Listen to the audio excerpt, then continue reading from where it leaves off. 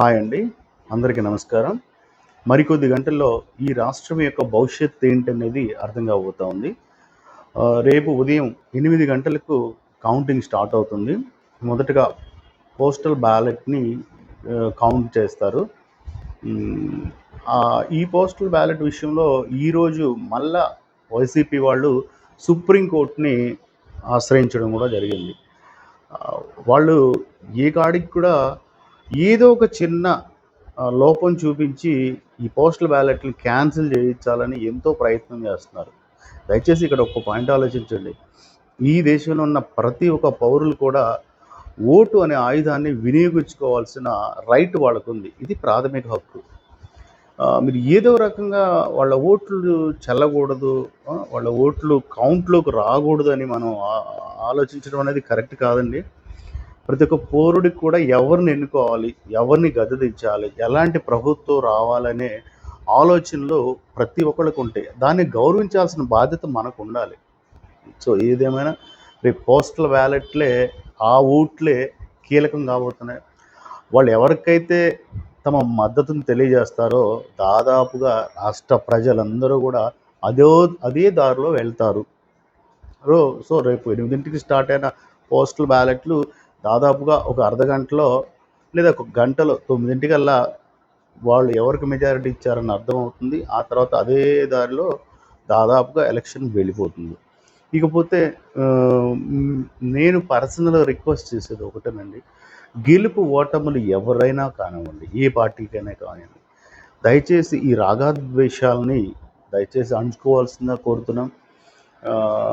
ముఖ్యంగా మన పల్నాడు జిల్లాల్లో ఎప్పటినుంచో వస్తున్న ఒక ఆనవాయితీ, ముఖ్యంగా మాచర్ల, గురజాల ఇలాంటి ఈ ప్రాంతాల్లో ఏ పార్టీ అయితే ప్రభుత్వాన్ని ఏర్పాటు చేస్తుందో ఆ పార్టీ కాకుండా ఆ ప్రత్యర్థి పార్టీ ఎవరైతే ఉన్నారో వాళ్ళు ఆ ఊరు ఇల్లు ఖాళీ చేసి ఎక్కడికో వెళ్ళి బ్రతుకుతుంటారు.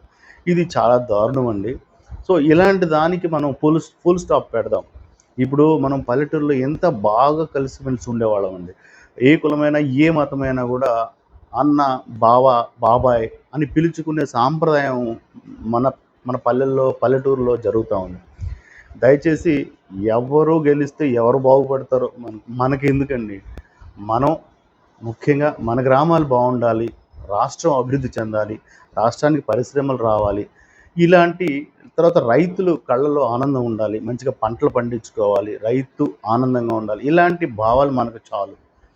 మనకి వాళ్ళ మీద పగలు, ప్రతీకారాలు, పార్టీ మీద ఎదుటి పార్టీ వాళ్ళ మీద తగాదులు, గొడవలు ఇవన్నీ వద్దండి. దయచేసి ఒకళ్ళకొకళ్ళు స్నేహంగా అన్నదమ్ముల్లా కలిసిమెలిసి ఉందాం అనేది నేను ప్రత్యేకంగా కోరుకుంటున్నాను. ఇప్పుడు వాళ్ళు ఎక్కడికో వెళ్ళిపోతే ఇప్పుడు ఒక చిన్న పాయింట్ అండి.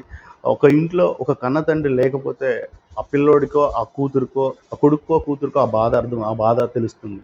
అటువంటి పరిస్థితులు ఎందుకండి? ఒక కన్న కొడుకు దూరం అయితే ఆ తల్లిదండ్రులు పడే మనోవేదన అది వాళ్ళకే అర్థమవుతుంది.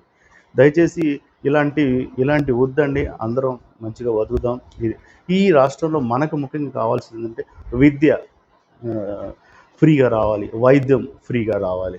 ఇలాంటి ఏ ప్రభుత్వాలు వచ్చినా ఖచ్చితంగా చేస్తాయి. ఇదైతే ఖచ్చితంగా అనుకుంటున్నాం. మరొకటి సంక్షేమంతో పాటు అభివృద్ధి కూడా కావాలి. రెండు పడవల మీద వెళ్తుంటేనే ఈక్వల్‌గా అప్పుడు ఆ రాష్ట్రం నిజమైన అభివృద్ధి బాటలో, సంక్షేమ బాటలో వెళ్ళినట్టు అర్థం. ఈ రెండిట్లో ఏదో ఒకటి బ్యాలెన్స్ తగ్గినా కూడా బాగోదండి. అదే ప్రజలు తీర్పిచ్చారు దాదాపుగా. సంక్షేమంతో పాటు అభివృద్ధి కూడా బాగా ఉండాలని. దాంతోపాటు మనకు మంచి రాజధాని మళ్ళీ నిర్మించుకొని అనేక పరిశ్రమలను అట్రాక్ట్ చేసుకొని ఐటీ ఫ్యాక్టరీలను మనం రప్పించుకోవడానికి ప్రతి ఒక్కళ్ళు కూడా సలహా ఇచ్చి సూచనలు ఇచ్చేటట్టు ఉండాలండి. దయచేసి రేపటి రోజున గెలుపు ఎవరిదైనా కూడా మనం అందరం కూడా ఎటువంటి రాగద్వేషాలకు, ఘర్షణలకు వెళ్లకుండా అందరం కలిసిమెలిసి బాయిగా ఉండాలని మనస్ఫూర్తిగా కోరుకుంటూ ప్రతి ఒక్కరిని ప్రార్థిస్తున్నాను. ఎటువంటి గొడవలు వద్దని. ధన్యవాదాలు.